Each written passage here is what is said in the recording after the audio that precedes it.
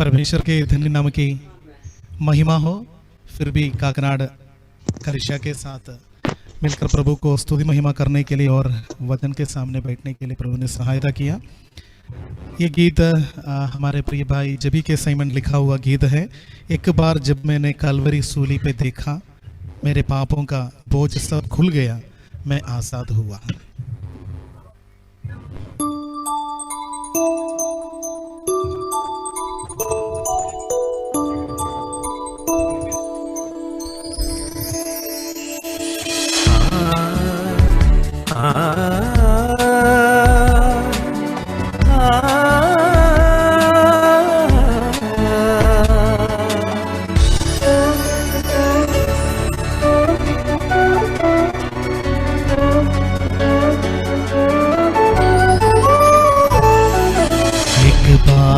जब मैंने कलवरी सूली पे देखा,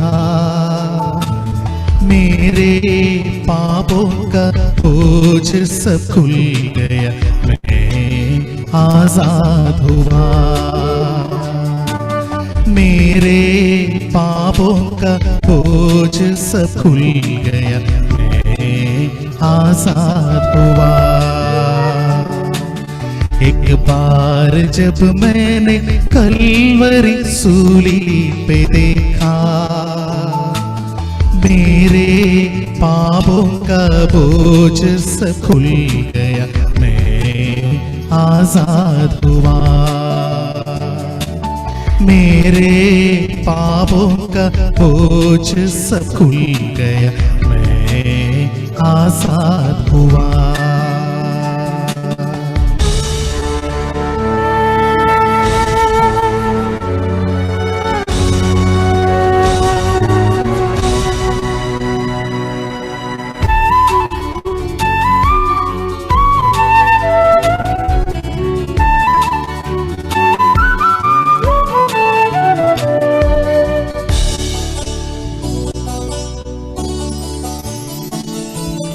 एक बार जब मैंने तेरे ख्वाबों को देखा,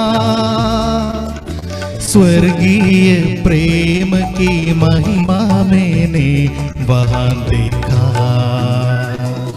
जब मैंने अपने को उस प्रेम के सामने झुकाया, स्वर्गीय रूह की सामर्थ मैंने उस क्षण अपना लिया। स्वर्गीय रूह की सामर्थ मैंने उस क्षण अपना लिया। एक बार जब मैंने कलवरी सूली पे देखा, मेरे पापों का बोझ सब खुल गया, मैं आज़ाद हुआ। मेरे पापों का बोझ सब खुल गया, मैं आज़ाद हुआ।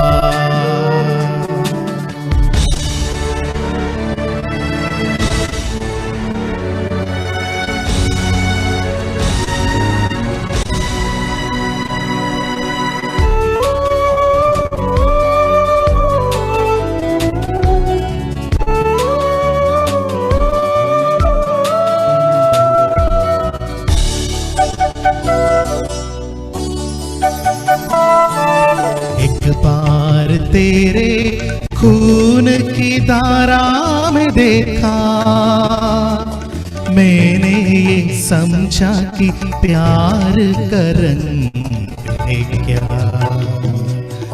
जब मैंने अपना दिल में तुम्हें है बसाया, जीवन की जल की नदियाँ मुझसे उस क्षण बहने लगा। एक बार जब मैंने कलवरी सूली पे देखा,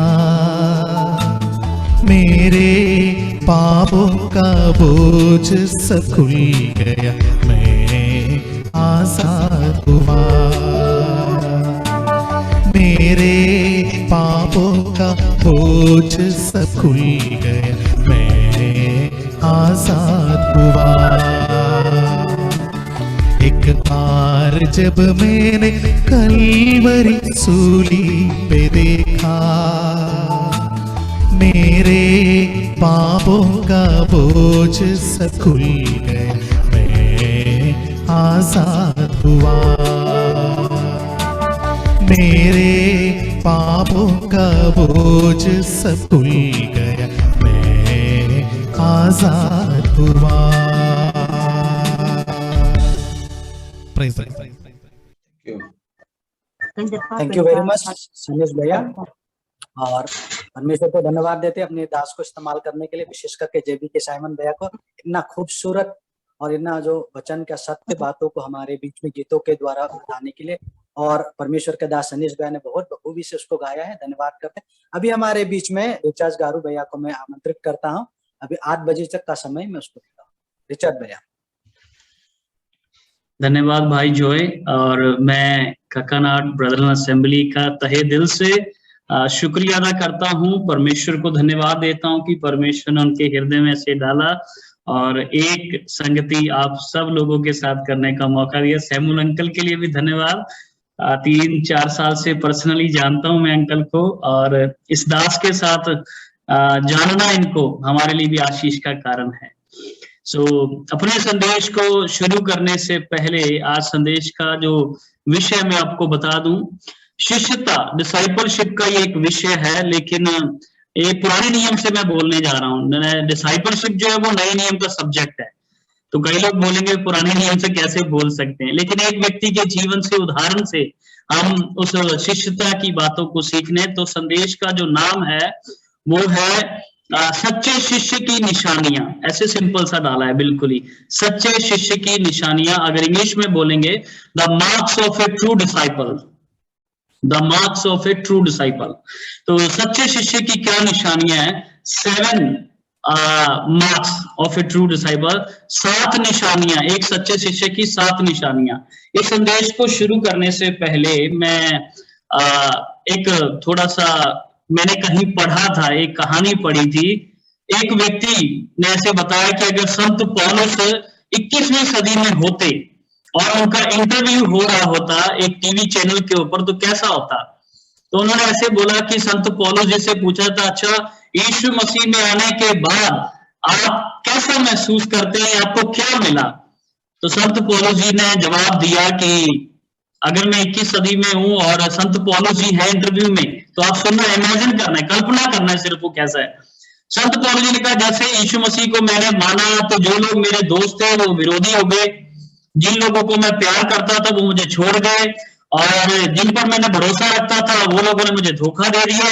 यीशु मसीह में आने के बाद जिंदगी में बहुत सारे दुख आ गए, मुझे पिटाई मिल गई है, मुझे अधमरा सा कूट के अधमरा सा करके यरूशलेम की दीवार से लटकाकर भेज दिया गया। उसने बोला, वो इंटरव्यू लेने वाले ने बोला, कह रहा नहीं संत पौलुस जी आप सवाल समझे नहीं, यीशु मसीह में आने के बाद आपको क्या क्या मिला वो बताइए ना आपको। तो संत पौलुस जी ने फिर बताया, कह रहा वही तो बता रहा हूँ, यीशु मसीह के में आने के बाद मेरे को थप्पड़ मिले, जूते मिले, सतावा मिला, और सब प्रकार की दुनिया की मुश्किलें वो मुझे झेलनी पड़ी।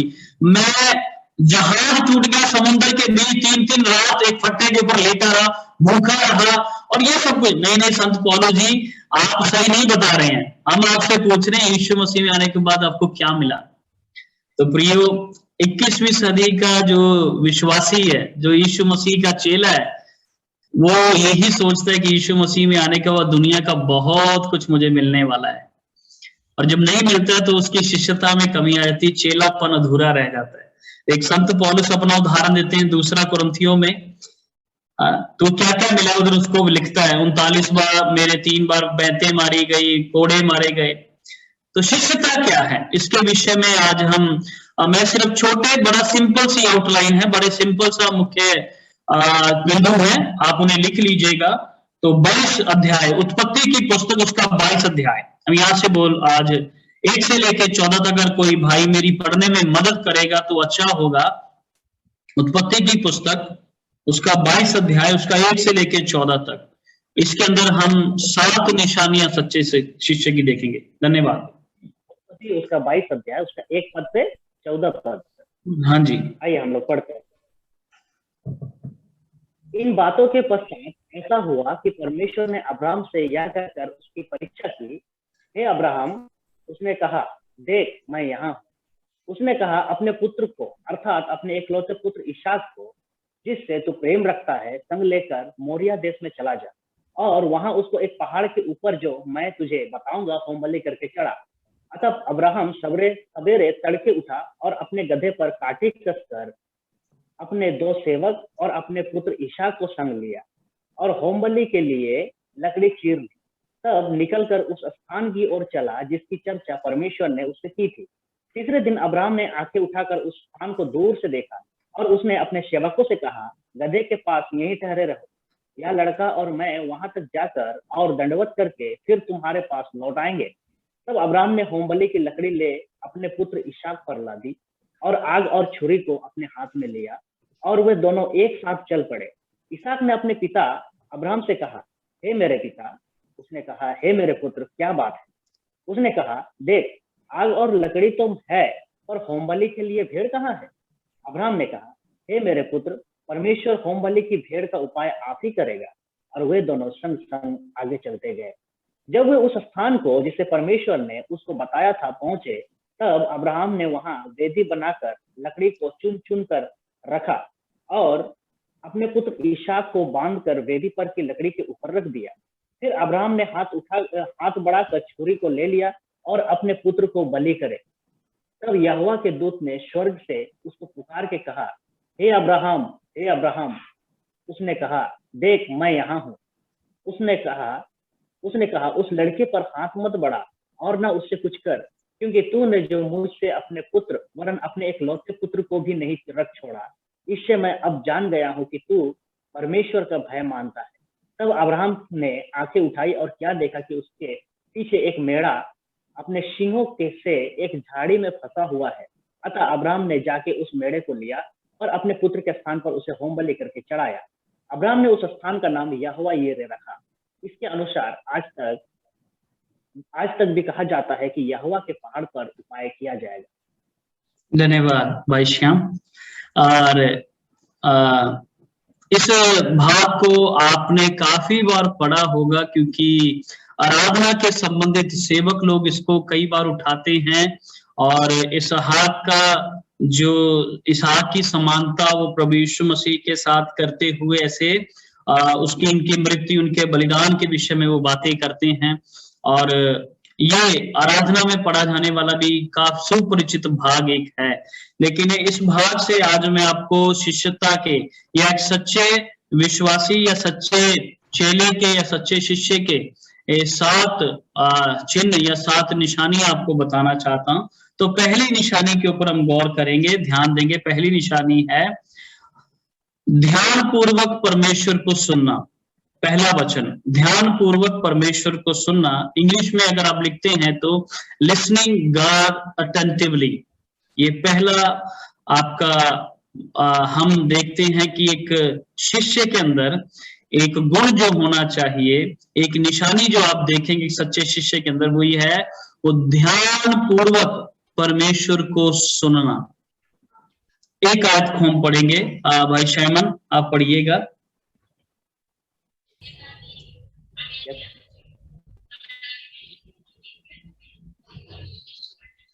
पद 1, 22 का 1। हाँ जी। इन बातों के पश्चात ऐसा हुआ कि परमेश्वर ने अब्राहम से यह कहकर उसकी परीक्षा की, हे अब्राहम। उसने कहा, देख मैं यहाँ हूँ। तो यहाँ पे अब्राहम, जब आप पिछला अध्याय आप पढ़ेंगे, 21 अध्याय से शुरू करेंगे उसकी लास्ट में, तो वहां पे लिखा है अब्राहम फिलिस्तियों के देश में बहुत दिन तक परदेसी होकर रहा और ये काफी दिनों के बाद अब परमेश्वर जी उससे बात कर रहे हैं और उनसे वार्तालाप अब करना चाह रहे हैं। तो अब्राहम अब तक के काफी सारी परीक्षाओं में लगभग फेल हुआ। एक पहली बुलाहट में, 12वें में पास हो गया, साथ ही साथ 10 पद के बाद पढ़ते तो फिर गिर गया, फिर हाजिरा के विषय में गिर गया। तो कई ऐसे परीक्षाएं थी जिसमें अब्राहम धीरे धीरे गिरकर खड़ा होना सीख रहा था। तो कुछ दिन आराम के जब बीते, कुछ दिन आराम से वो जब रह लिया, न युद्ध था, न लड़ाई था, न घर में क्लेश था, न सारा की ओर से कोई झंझट था, कुछ नहीं हो रहा था, सब कुछ शांत चल रहा था, शांति में था, खुशी में था। उस समय 22वें अध्याय में परमेश्वर ने दखलंदाजी दी और बोला, बेटा बहुत हो गया, थोड़ा सा एक खेल खेलना शुरू करते हम, आओ एक खेला खेलें। तो क्या खेला खेलना है? तो प्रभु ने बोल दिया, आवाज दी अब्राहम। तो हम देखते हैं अब्राहम तुरंत उस आवाज के प्रति इतना सतर्क था कि उसने सुना और प्रभु को बोला, हाँ प्रभु मैं सुन रहा हूं। या अगर आप बोलेंगे तो यहां पर है अब्राहम, उसने कहा हाँ मैं यहां हूं। तो अब्राहम अपने शांति और खुशी के समय में भी बड़ा काम, और उसको पता है परमेश्वर की आवाज कौन सी है और वो किसको रिस्पॉन्ड कर रहा है, किसको प्रत्युत्तर दे रहा है। अगर आप मत्ती की पुस्तक पढ़े, उसके हम पढ़ते 11वें अध्याय उसके 15वें पद में, जिसके कान हो वो सुन ले। तो ये शिष्य जो है ये परमेश्वर का, इसका काम है। कैसे पता लगता है? जैसे प्रभु ने पुकारा उसको तुरंत सुनाई दे गया। पुराने नियम में कई ऐसे लोग हैं जिनको प्रभु ने पुकारा, उनको सुनाई दिया। उनमें एक शमूएल है, आप पढ़ेंगे 1 शमूएल 3 अध्याय 10 पद, उसमें वो बोलता है कि इस बार जब प्रभु ने बोला शमूएल है शमूएल, उसने कहा कह तेरा दास सुन रहा है। आप एलिय्याह के बारे में पढ़ेंगे तो वो ना तो बड़ी आंधी में था ना आग में था, लेकिन एक छोटा सा धीमा सा शब्द आया जो ना इधर से दाएं से ना बाएं से, लेकिन उसके कान के पास धीमे से सुनाई दिया। एलिय्याह उसको सुन पाया। यशायाह के बारे में आप पढ़ेंगे तो 6 अध्याय 8वां पद, परमेश्वर ने बोला कौन जाएगा, मैं किसको बुलाऊं? यशायाह को सुनाई दिया, उसने बोला प्रभु मैं हूं, मुझे भेज। प्रियो, एक शिष्य अपने स्वामी की आवाज को सुनता है। अगर मैं एक सवाल पूछ लूं आपसे आज रात के समय, आज शाम के वक्त, आपने कब परमेश्वर को साफ रीति से अपने साथ बातें करते हुए आखिरी बार सुना था? कब आपको लगा कि परमेश्वर ने आपसे बातें की है? वो कौन सा दिन था, वो कौन सी घड़ी थी, वो कौन सा समय था, वो कौन सा साल था, वो कौन सा महीना था, वो कौन सी क्षण था जब आपको लगा हाँ इस समय परमेश्वर ने मुझसे बातें की और मुझे कुछ बोला है? कई दिन हो गए बाइबल पढ़ते हुए, बाइबल पढ़ते हैं प्रैक्टिकली, लेकिन कुछ समझ नहीं आता। अगर आपके साथ ये हो रहा है तो ये बात याद रखिए, प्रभु बातें करना चाहता है लेकिन हमें सुनाई नहीं दे रहा। क्यों सुनाई नहीं देता? उसका कुछ कारण है। अगर आप परमेश्वर की आवाज को सुन नहीं पा रहे हैं, अगर आप तक प्रभु की आवाज पहुंच नहीं पा रही है, आप बाइबल खोलते हैं, घंटों बैठते हैं, लेकिन उधर से कुछ प्रकाश नहीं आ रहा है, आप उधर से एक तरफा बातचीत करते हैं। मैं कई बार ऐसे बताता हूं विश्वासी लोगों को, हम मोबाइल फोन सब लोग इस्तेमाल करते हैं, तो आपने फोन लगाया किसी को, हेलो, फर्स्ट शब्द क्या होता है? हेलो। हमें पता है कौन फोन कर रहा है, लेकिन हम फिर भी बोलते हैं हेलो। हेलो का मतलब है चेक कर लीजिए आवाज आ रही है या नहीं आ रही है। तो आगे से अगर हेलो नहीं सुनाई दिया तो दूसरा हेलो, फिर आवाज नहीं आया तो तीसरा हेलो, फिर अगर नहीं आया तो हेलो हेलो हेलो, फिर कट। तो जो बातचीत है वो दोनों तरफ से होती है। आपने आखिरी बार कब प्रभु को आपसे बातें करते हुए सुना? वो कौन सा दिन था जब प्रभु आपको बोल रहे थे और आप ध्यान धर के सुन रहे थे? उसने बोला बेटा ये काम तेरे जीवन में मुझे पसंद नहीं है, आपने ध्यान से सुना। बेटा ये रास्ता तेरे लिए गलत है तो इस पर मत चल, आपने सुना। उसने बोला बेटा तेरे इस पाप से मैं बहुत दुखी हूं, आपने सुना। अगर आपने ध्यान से सुना तो उसका क्या किया फिर? तो एक शिष्य के अंदर पहला निशानी ये है, वो परमेश्वर को ध्यान पूर्वक सुनता है। आप यीशु मसीह के प्रथम चेलों को ले लीजिए, यीशु मसीह ने बुलाहट दी, उन्होंने सुना। आप जकई को ले लीजिए, यीशु ने बुलाया, उसको सुनाई दिया। कौन सा ऐसा जन है बाइबल के अंदर? अय्यूब के बारे में आप पढ़ेंगे तो 42 अध्याय, अय्यूब का 42 अध्याय उसका 16वां पद ऐसे कहता है कि प्रभु ने बोला और मुझे 2 बार सुनाई दिया क्लियरली। क्या आप ध्यान से सुनने वाले शिष्य हैं? क्या आप ध्यान से सुनते हैं? क्या आपको प्रभु की आवाज सुनना पसंद है? जब भी कोई परमेश्वर का दास प्रचार करता है, क्या आपको लगता है कि प्रभु आपसे बातें कर रहा है? अगर ऐसा नहीं है प्रियो, तो हमारे सुनने में कुछ समस्या है। अगर सुनाई नहीं दे रहा है तो उसका कारण पता क्या है? एली के बेटों के जब शमूएल शिलो में रह रहा था, तब एली को प्रकाशन मिलना बंद हो गया, शिलो के अंदर प्रकाशन आना बंद हो गया। उधर लिखा है परमेश्वर का वचन दुर्लभ था। क्यों दुर्लभ था भाई? तो सवाल ये उठता है। तो उधर लिखा है एली के बच्चे लुच्चे थे और वो शिलो के अंदर, परमेश्वर के घर के अंदर वो व्यभिचार करते थे, वो लालच करते थे, वो घूस करते थे और वहां पे आने वाले लोगों के साथ दुर्व्यवहार करते थे। और एली उनको कुछ समझा नहीं पाता था, अपने बच्चों और उनको उनके लिए एक अच्छा उदाहरण नहीं था और परमेश्वर का वचन दुर्लभ हो गया। लेकिन शमूएल जब आया, तब लिखा है परमेश्वर का वचन प्रबल हो गया।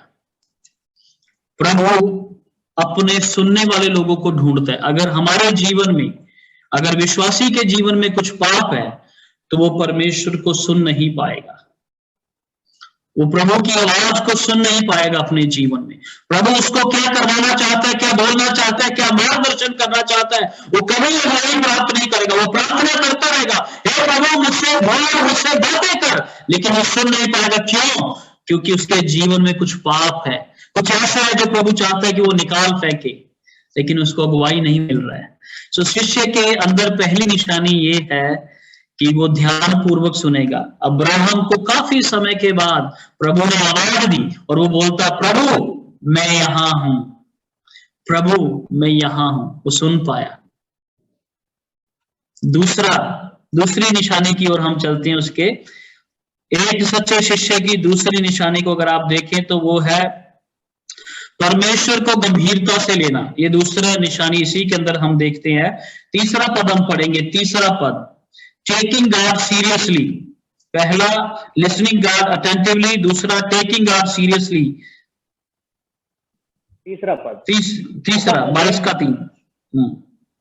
अब्राहम सवेरे तड़के उठा और अपने गधे पर काठी कसकर अपने दो सेवक और अपने पुत्र इसहाक को संग लिया और होमबलि के लिए लकड़ी चीर ली। तब निकलकर उस स्थान की ओर चला जिसकी चर्चा परमेश्वर ने उससे की थी। परमेश्वर को गंभीरता से लेना, ये दूसरी निशानी एक सच्चे शिष्य की है। Taking God seriously. अगर हमें सवाल पूछे अब्राहम के से, वहां लिखा है उसने प्रभु को गंभीरता से कैसे लिया, हमें कैसे पता लगता है? तो तीसरा पद बोलता है, सो अब्राहम तड़के सवेरे उठा। वो लेट सकता था, वो बोल सकता था, प्रभु जी आपने तो मांग लिया बेटा, अभी ऐसे करो 2 दिन रहने दो ना इसके साथ, आज दोपहर को जाओ खेलने दो थोड़ा सा, अभी तो मेरे को 100 साल में दिया आपने, अभी आज मांग भी लिया तो थोड़ा समय और इसके साथ खेल लें। लेकिन इधर लिखा है वो सवेरे तड़के उठा, सारा काम खुद किया। उसके पास नौकर है, उसके पास सेवक है, वो लकड़ी खुद चीर रहा है, लकड़ी खुद चीरता है, काठी खुद कसता है, घोड़ा खुद तैयार करता है, सब सामान खुद तैयार कर रहा है सुबह तड़के उठकर। कोई बिल नहीं, कोई किंतु नहीं, कोई परंतु नहीं, कोई अगर नहीं, कोई मगर नहीं, कोई सवाल नहीं, कोई प्रश्न चिन्ह नहीं। यहां से पता लगता है कि वो परमेश्वर को गंभीरता से ले रहा था। पास्टर जी हम शादी तो कर लेंगे विश्वासी के साथ, लेकिन हमारी जाति की होनी चाहिए। Are you taking God seriously? सच में क्या परमेश्वर गंभीरता से लिया? हमने जाति उठा के डाल दिया। अगर गंभीरता से लेते प्रभु बोलता सीधा विश्वासी से करना है, तो कोई किंतु परंतु अगर मगर कुछ उसी के पीछे नहीं, कोई प्रश्न चिन्ह नहीं है, सीधा सपा प्रभु बोला और वो किया। अब्राहम के जीवन में हम देखते हैं वो सवेरे तड़के उठा, इससे उसकी गंभीरता जाहिर होती है। बाइबल के अंदर ऐसे बहुत सारे लोग हैं जिनके बारे में पढ़ने से हमें पता लगता है कि परमेश्वर को गंभीरता से लेने का मतलब क्या है। अच्छा, उसमें से एक व्यक्ति के बारे में पढ़ते हैं, हनोक 5 अध्याय 23 पद, उत्पत्ति 5 का 23। अगर 22 में पढ़ेंगे तो अच्छा रहेगा। उसमें 23 उत्पत्ति 5 उसका 22 और 23 हम पढ़ें। 5 का 22 और 23। मथुसेलह के जन्म के पश्चात हनोक 300 वर्ष तक परमेश्वर के साथ साथ चलता रहा और उसके और भी बेटे बेटियां उत्पन्न हुई। इस प्रकार हनोक की कुल आयु 365 वर्ष की हुई। और उसके बाद आप जानते हैं उसके पद में क्या लिखा है। मैं अपने चर्च में इस बात पे प्रचार कर रहा था, तो मैंने अपने विश्वासी भाई बहनों से सवाल पूछा, अच्छा जिंदगी किसके लिए मुश्किल है? जो 80 साल जी रहा है या जो 365 साल जी रहा है, किसके लिए मुश्किल है? जो 365 साल जी रहा है उसके लिए जिंदगी मुश्किल है। अच्छा, अभी सरकार का नियम है हम दो हमारे दो, तब कोई नियम नहीं था। तब तो जितना, जब तक प्रभु नहीं रोकेगा तब तक कुछ नहीं है, आशीष मिलती जाएगी। तो परिवार बड़ा था, उम्र लंबी थी, जिम्मेदारियां ज्यादा थी, लेकिन हनोक के बारे में हम पढ़ते हैं एक बात, वो 300 साल परमेश्वर के साथ साथ चलता रहा। हम बोलते हैं, हम विश्वास में आते हैं 20 साल की उम्र में या 14 साल की उम्र में या 25 साल की उम्र में, 60-70 तक तो हम निकल लेते दुनिया से।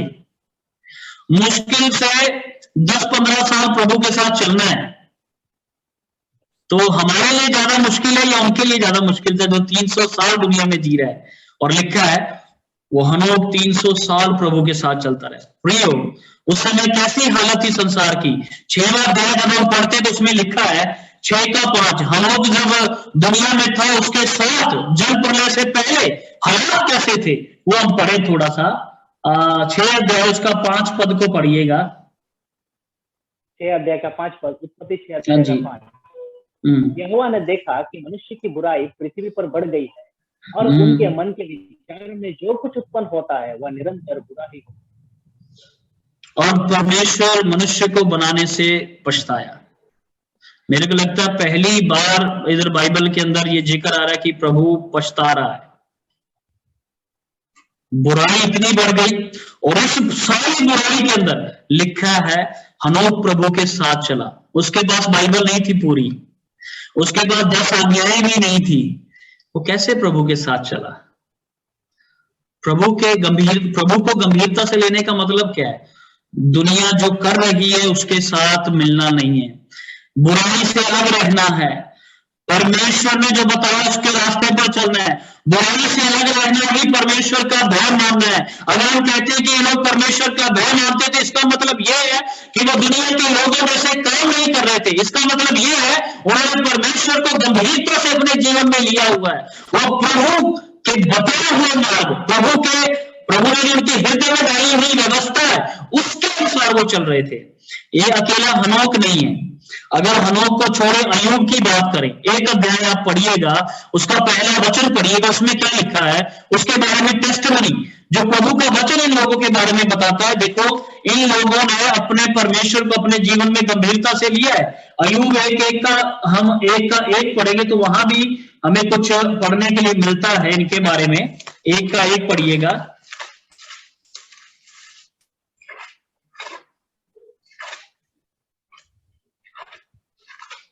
अय्यूब 1 अध्याय 1 पद। हाँ जी। उज देश में अय्यूब नामक एक पुरुष था, वह खरा और सीधा था और परमेश्वर का भय मानता और बुराई से दूर रहता था। परमेश्वर को गंभीरता से लेने का मतलब बुराई से दूर रहना है। अय्यूब उसमें एक व्यक्ति है, हनोक उसमें एक व्यक्ति है। ये सब के बारे में हम पढ़ लें उत्पत्ति की पुस्तक के अंदर 37 अध्याय से लेके 50 अध्याय बाइबल ने उसको पूरे 13 अध्याय समर्पित किए गए प्रभु के द्वारा, आत्मा के द्वारा। उस व्यक्ति के जीवन में लिखा है वो प्रभु के भय मानता था और प्रभु उसके साथ साथ रहता था। पोथीपर का घर हो या जेल हो, चाहे कुआं हो या उसके भाई उसके सामने हो जब वो प्रधानमंत्री बना है, किसी भी बात में उसने किसी बात का फायदा नहीं उठाया, क्योंकि वो परमेश्वर को गंभीरता से लेकर चलता हुआ अपने जीवन में जा रहा है। अब्राहम के जीवन से हम देखते हैं, दूसरी बात, वो सुबह तड़के उठा, उसके पास सब नौकर चाकर है, 100 साल की उम्र में बेटा पाया। वो बोल सकता है प्रभु ऐसा मत करिए, कुछ देर रुक जाइए, थोड़ा समय दीजिए। कोई किंतु कोई परंतु नहीं, लेकिन प्रभु को गंभीरता से लिया, सुबह तड़के उठा और गया। सवाल, आपके और मेरे जीवन में कहां दिखता है कि प्रभु के लिए मैं गंभीर हूं? हम ऐसा क्या काम करते हैं जिससे लोगों को दिखे, सेवक को दिखे, कलीसिया को पता लगे, परिवार को पता लगे, हमें पता लगे नहीं सच में मैं प्रभु को लेकर बहुत गंभीर व्यक्ति हूँ।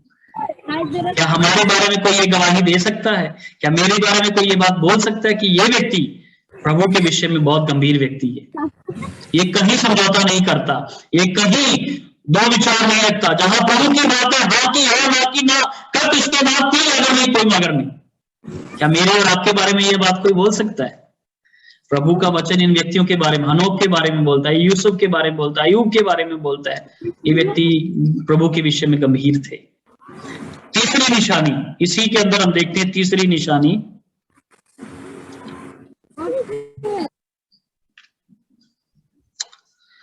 आप पढ़िएगा इसमें 10 वचन पढ़िएगा, 10 वचन, 10 वचन। हाँ 22 का 10। फिर अब्राहम ने हाथ बढ़ाकर छुरी को ले लिया कि अपने पुत्र को बलि करे। ओबेइंग गॉड सैक्रिफिशियली, बलिदान पूर्वक परमेश्वर की आज्ञा मानना या त्यागपूर्ण परमेश्वर की आज्ञा मानना। अपने बेटे के ऊपर छुरी चलाना, आपको क्या लगता है ये मजाक है क्या? हम क्या समझते हैं इस बात से? बस ऐसे लिया और उठा के चला दी क्या? आप और मैं सोचें, 75 साल वो व्यक्ति के पास बच्चा नहीं है, अगले 25 साल और वो वेट करता है, और वेट करने के बाद जब वो आता है तो मेरे को लगता है करीब करीब 116 या 17 साल का था अब्राहम जब परमेश्वर ने उससे ये बलि मांगी। 100 साल में बेटा हुआ, वो 16-17 साल का लड़का था, अभी लाई उसके मुख पर थी, और जिस बेटे को रोटी खिलाई है, जिस बेटे को प्यार दिया, जिस बेटे को चूमा है, जिस बेटे को साफ सुलाया है, जिस बेटे के लिए सब कुछ किया है, अभी उसी बेटे के गर्दन पर छुरी चलाना है। तो आज्ञाकारिता, अगर आज्ञाकारिता के बारे में सीखेंगे, आज्ञाकारिता हमेशा आसान नहीं होती है, ये सच है। आज्ञाकारी होना हमेशा आसान नहीं है, लेकिन प्रभु आज्ञाकारी को पसंद करता है। अगर आप समझते हैं इस बात को, तो इसको ऐसे बोलते हैं, the obedience has a cost. आज्ञाकारिता का एक मूल्य है, और वो अगर आप चुकाना नहीं जानते हैं और आप वो चुकाते नहीं हैं, आप और मैं कभी भी प्रभु के सामने हम ऐसे नहीं लिख सकते, प्रभु मैं आपका आज्ञाकारी दास या व्यक्ति या विश्वासी हूं, because the obedience has a cost. अगर आपके पास आज्ञाकारिता की मूल्य चुकाने की क्षमता नहीं, आपने त्यागा नहीं है, इसीलिए मैंने बोला ओबीडियंस नॉट ऑलवेज इजी, हमेशा आसान नहीं होता, हमेशा आसान नहीं होता। यीशु मसीह ने बोला कि जो मेरे पीछे आना चाहता है वो अपने आप का इनकार करे, क्रूस उठाए मेरे पीछे चले। क्या ये आसान बात है? यीशु मसीह ने वो चुंगी पर बैठे हुए मत्ती को बोला और मेरे पीछे बोले, वो सब कुछ छोड़कर पीछे हो गया। याकूब, यूहन्ना मेरे पीछे आ जाओ, चल पड़े। पतरस को बोला मेरे पीछे आए, चल पड़ा। संत पौलुस ने बलिदान दे दिया। अब देखो इन लोगों के बारे में, हम सीखें इन लोगों से।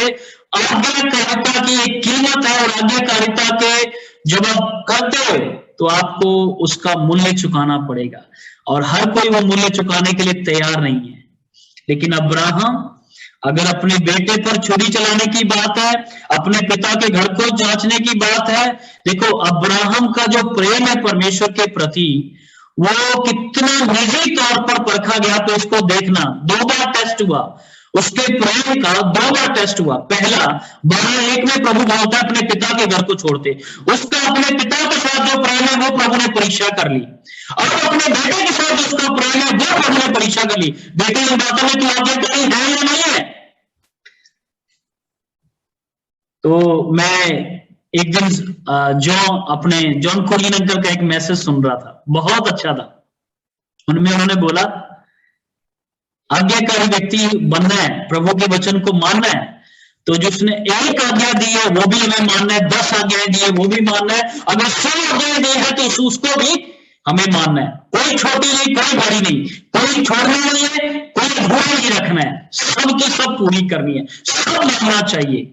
लेकिन हम क्या करते हैं, अच्छा जी ये तो ठीक है लेकिन ये थोड़ा मुश्किल लग रहा है, नहीं पास्टर जी ये नहीं होगा, नहीं अंकल जी ये नहीं होगा, नहीं सैमुअल अंकल आप बोल रहे हैं इतना कुछ कैसे छोड़ सकते हैं, इतना थोड़ी छोड़ा जाता है, इतना तो प्रभु माफ कर ही देगा, हम माफी मांग ही लेंगे इन बातों के लिए। नहीं, ये आज्ञा पूरी नहीं हो, नहीं, प्रभु के वचन के साथ वो कभी समझौता प्रभु रखता नहीं।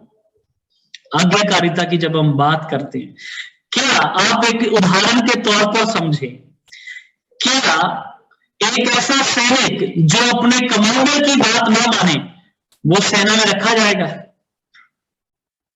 एक सैनिक जो अपने कमांडर की बात हुक्म को न माने, क्या वो देश की सेवा करने के लायक है?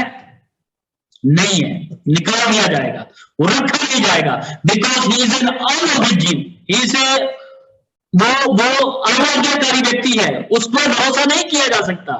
प्रियो, ऐसे आपके और मेरे साथ भी है।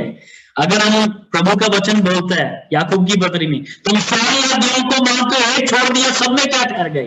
दोषी हो गए। तो क्या बाइबल भरी पड़ी है आज्ञाकारी व्यक्तियों से? किसका नाम ले? अब्राहम का नाम ले ले और दानियल का नाम ले ले, उनसे आज्ञाकारी व्यक्ति कोई है?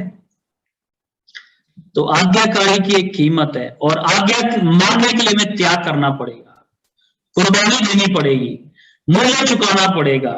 अगर यीशु मसीह के बारे में सबसे बड़ा उदाहरण आप देखो, फिलिपियों 2:5 कहता है, जैसा यीशु मसीह का स्वभाव था वैसा तुम्हारा भी हो। ठीक है, मान लिया जी यीशु मसीह का कैसा स्वभाव था, तो अगर हम स्वभाव पूछ लें तो यीशु मसीह का स्वभाव कैसा था, तो वही जवाब नहीं देता है, सिर्फ उत्तर नहीं, वो सिर्फ ऐसे बोल के छोड़ नहीं देता, तो वो स्वभाव को जिक्र करता है। फिलिपियों 2:5 हम जानते हैं, वो नहीं पढ़ेंगे, लेकिन उसके आगे एक पद में आपको पढ़वाना चाहता हूं। फिलिपियों 2 अध्याय, उसका एक ही पद हम पढ़ेंगे, 8 पद। फिलिपी उसका 2 अध्याय का 8 पद। और फिलिपियों 2 का प्रकट होकर अपने आप को दीन किया और यहाँ तक आज्ञाकारी रहा कि मृत्यु, हाँ, क्रूस की मृत्यु भी सहली। तो आज्ञाकारी की एक कीमत है, यीशु मसीह ने वो चुकाई। बिना आज्ञाकारी, बिना कीमत चुकाए कोई आज्ञाकारी नहीं। हमारे प्रभु ने सीधा सीधा रख दिया उदाहरण, एक आदर्श रखा, मैं आज्ञाकारी था और मेरे जैसा स्वभाव रखना है तो तुम्हें कीमत चुकाना है, मृत्यु तक। मृत्यु के बाद प्रियो, क्या हम आज्ञाकारी हैं? हम प्रभु के वचन जानते हैं, सब हमें सब पता है कहाँ क्या लिखा है, मत्ती में क्या लिखा है, उत्पत्ति में क्या लिखा है, भजन संहिता में क्या लिखा है, सब जगह हमें पता है क्या कहाँ क्या क्या लिखा है। लेकिन यीशु मसीह ने बोला, बुद्धिमान है वो मनुष्य जो इन बातों को सुनता और उनको समझता और उन पर चलता है। क्या आप और मैं वो चलने वाले बुद्धिमान है क्या, या वो मूर्ख है जो सिर्फ सुनता है, समझता है, लेकिन उन पर चलता नहीं है? हमारी गिनती किन में है? क्या हमारे आज्ञाकारी में त्याग है, बलिदान है? चौथी निशानी की ओर हम आएंगे जल्दी। 12 पद पढ़िएगा, 12वां पद। हाँ, उत्पत्ति 22 का 12।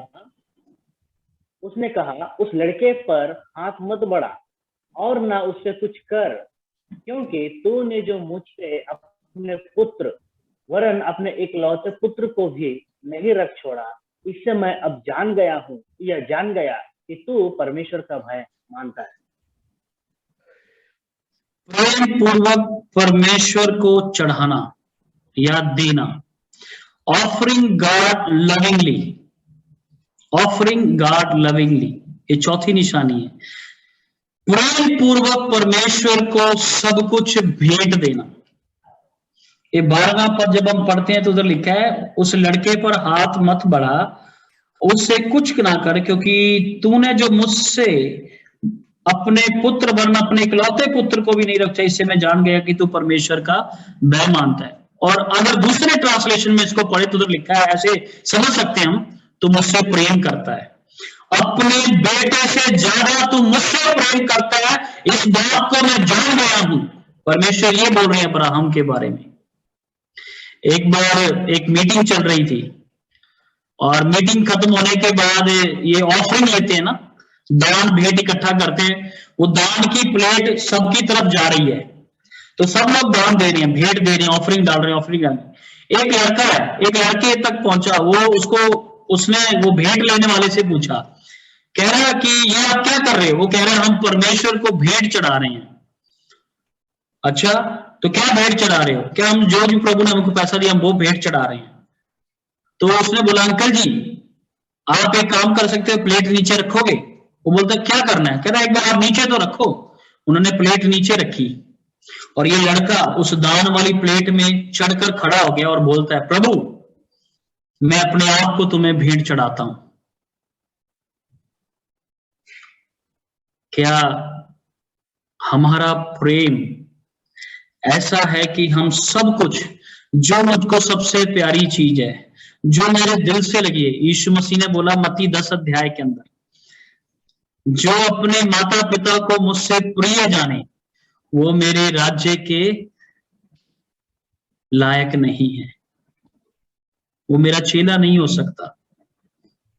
जो अपने बेटे, अपनी बेटी से, अपनी पत्नी से, इसके बारे में एक उदाहरण इस संडे को भी मैंने दिया। प्रभु का एक बड़ा दास, शायद स्पर्जन की कहानी थी ये, शायद हाँ स्पर्जन की थी शायद, मैंने पढ़ा है किताब के अंदर। उनकी जब एंगेजमेंट हो गई, उनकी जो फियांसी थी, मंगेतर थी, वो और दोनों मिलकर एक बड़ी मीटिंग में जा रहे थे। जब मीटिंग के दरवाजे पर पहुंचे तो इन्होंने बहुत बड़ी भीड़ देखी और भीड़ को देखकर ये उत्साहित हो गए स्पर्जन साहब। और जब इस बात से उत्साहित हो गए तो वो भूल गए कि उनकी मंगेतर भी उनके साथ आई हुई है। ये मंगेतर को छोड़कर सीधा चले गए पुलपिट के ऊपर जाके एक धमाकेदार प्रचार किया। प्रचार खत्म हुआ, इनको याद आया बाद में ये तो किसी के साथ आए हुए हैं, वो उनकी मंगेतर है। ये भूल गए, उनकी मंगेतर गुस्सा होकर घर चली गई। अब ये भाग गए, उस आंसू में दरवाजा, वो तुमसे नहीं मिलना चाहती, तुमने जो आज उससे किया वो बहुत बुरा था। ये उसकी मम्मी ने बोला मंगेतर की। फिर ये स्पर्जन साहब कह रहे मैं एक बार मिलना चाहता हूं। गए ऊपर, उनको बोलते मैं तुमको ये बताना चाहता हूं, अगर आप मेरे जीवन में मेरी पत्नी बनना चाहते हो तो मैं आपको कभी भी अपने जीवन में पहला स्थान नहीं दे पाऊंगा। अगर आप दूसरे स्थान पर रहना चाहती हो तो मेरी पत्नी बन सकती हो, क्योंकि पहला स्थान मैंने अपने परमेश्वर को दिया, यीशु मसीह को दे दिया। मैं उससे प्रेम करता हूं, उसके बाद सबसे बढ़कर मैं तुमसे प्रेम करूंगा। उस दिन उनको ये बात समझ आ गई और उन्होंने शादी की। अब्राहम के जीवन में उनका बेटा पहले स्थान पर नहीं था। उसने प्रेम पूर्वक अपने बेटे को भी जब परमेश्वर ने मांगा तो चढ़ाने के लिए तैयार हो गया। जब आप प्रभु के लिए कुछ करते हैं, जब आप प्रभु को कुछ देते हैं तो आपका भाव कैसा होता है?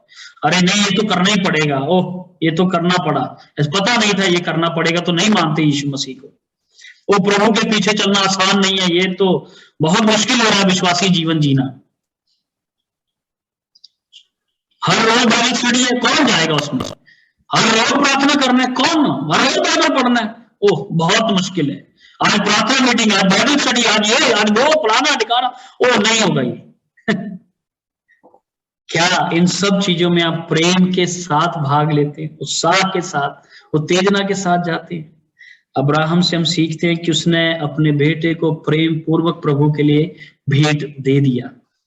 पांचवी निशानी, हमारा समय जल्दी समाप्त होने जा रहा है। पांचवी निशानी, 8वां पद पढ़ेंगे हम। 8वां पद,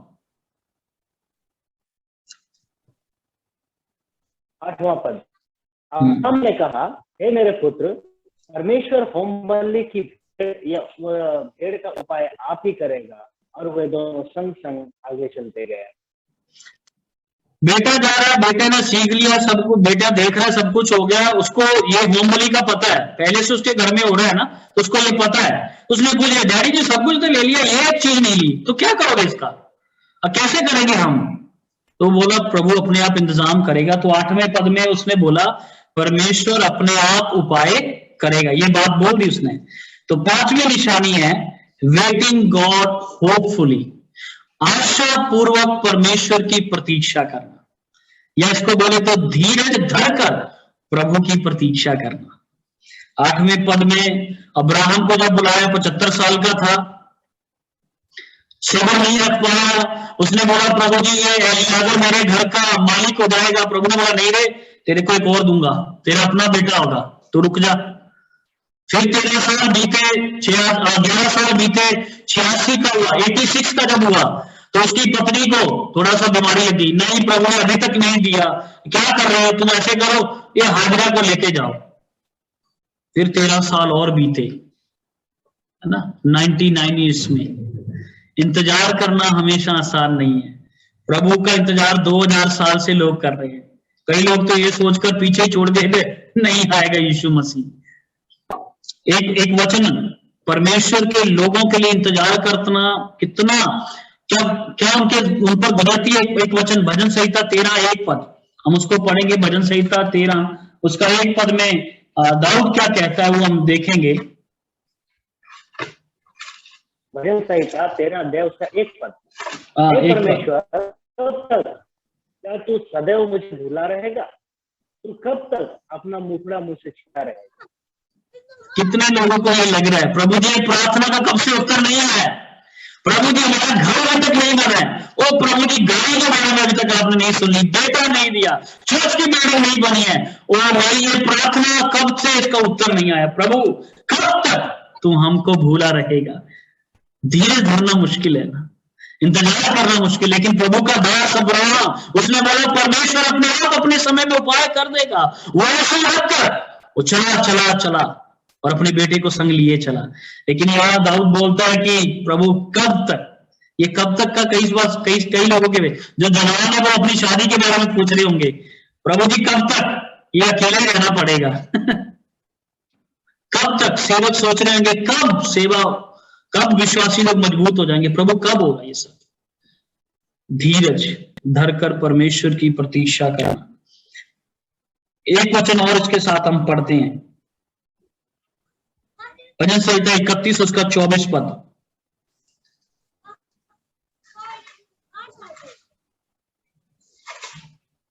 भजन संहिता 31 उसका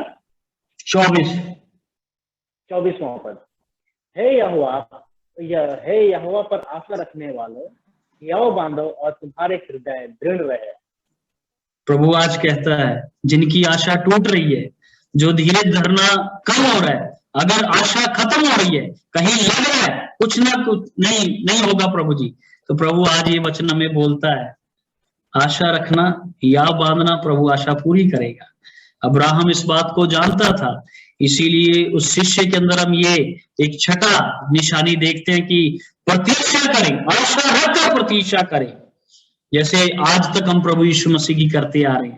आशा धरकर हम प्रतीक्षा करें।